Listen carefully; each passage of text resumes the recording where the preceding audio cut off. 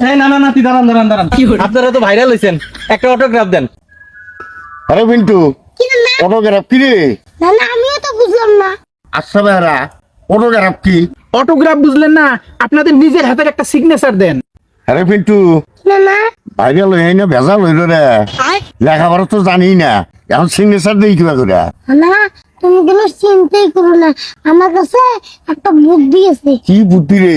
আরে না না, সিগনেচার দিবেন না পাও তাই কি হইছে, কালি তো আছে হাতের মধ্যে সাপ ভরাইয়া একটা টিপস দিয়ে দাও। তুই ঠিকই কইছস। তোর তো নেই নেন বাবারা। দেন দেন। ও ভাই, মারো মুঝে মারো।